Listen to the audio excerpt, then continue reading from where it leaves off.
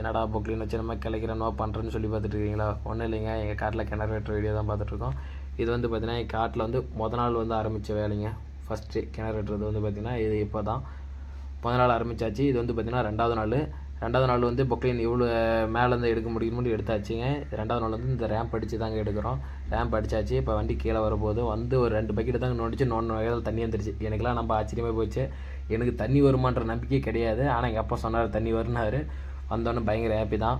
வந்துருச்சு. அந்த சைடில் அந்த மூலையெல்லாம் பார்த்திங்களாங்களா வந்துருச்சு. ஆனால் அந்த பாறை ஒன்று வந்துச்சு. அந்த பாறை வந்து குழி ஓட்டி வெடிக்கணுன்ற போல் இருந்துச்சு. அதுக்கப்புறம் குழி ஓட்டி வெடிச்சா தான் அந்த ஷேப் கிடைக்கும். அதனால் குழி ஓட்டி வெடிச்சாச்சுங்க. அப்பி சைடில் ஒன்று கொஞ்சம் மிஞ்சிருச்சு. அது அடுத்த நாள் நம்ம எதையும் குழி ஓட்டி வெடிச்சிடலாங்க. வெடிச்சிட்டு திருப்பியும் பார்க்கலாம் தண்ணி எவ்வளோ வருதுன்னு சொல்லிட்டு. தண்ணி ஓட்டி வெடிக்க வந்து பார்த்திங்கன்னா தண்ணி ஊறிட்டு தான் இருந்துச்சு.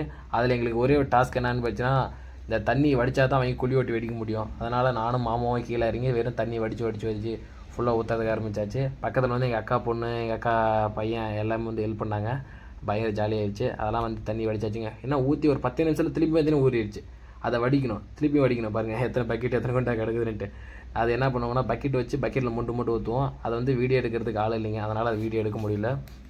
இதில் வந்து உங்களுக்கு என்ன நான் சொல்கிறது விரும்புனா, எங்களுக்கு வந்து தண்ணி வந்து 22 அடிலாம் தண்ணி கிடச்சிருச்சு.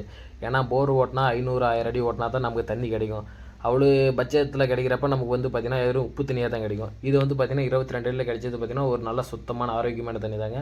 இது வந்து நம்ம குடிக்கலாங்க. தாராளமாக குடிக்கிறதுனால எந்த பிரச்சனையும் வராது. கிட்னி ஃபெயிலியர் அந்த மாதிரி நமக்கு ஒரு ப்ராப்ளமே வராதுங்க.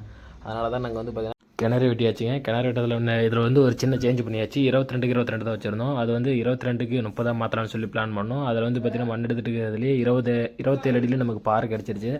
அதனால் சரி இதுக்கு மேலே இந்த பொக்லின் இதை விட்டுட்டு நம்ம க்ரெயின் வச்சு வரைக்கலாம்னு சொல்லிட்டு ஒரு ஐடியா பண்ணியாச்சு. அதனால் வேலையை நிப்பாட்டிட்டு தண்ணி எவ்வளோ வருதுன்னு சொல்லி பார்க்கலான்னு சொல்லி அப்படி விட்டுட்டோம். அதுக்கப்புறம் நானும் மாமாவும் சேர்ந்து கீழே இறங்கணும். கிணத்துக்குள்ளே இறங்கி சைடில் அந்த சலக்கால் வந்துச்சு பார்த்தீங்களா, அதெல்லாம் ஃபுல்லாக எடுத்துவிட்டா தண்ணி எவ்வளோ வருதுன்னு சொல்லி பார்க்கலான்னு சொல்லிட்டு கீழே இறங்கியாச்சுங்க. எடுத்துகிட்ருக்கோம். சரிங்க, ஓகேங்க. நம்ம சேனலுக்கு புதுசாக வந்தால் மறக்காமல் நம்ம சேனலை சப்ஸ்கிரைப் பண்ணிடுங்க. அடுத்தது ஐடியா நம்ம என்ன பார்க்கலான்னா, இந்த ஒரு 10 நாள் விட்டுட்டு இந்த கிணத்துல எவ்வளோ தண்ணி ஊறுன்னு சொல்லி பார்க்கலாங்க. 10 நாள் விட்டுட்டு பார்த்தாச்சுங்க, ஒரு 1.5 ஆளுக்கு மேலே தண்ணி ஊறி இருக்குங்க.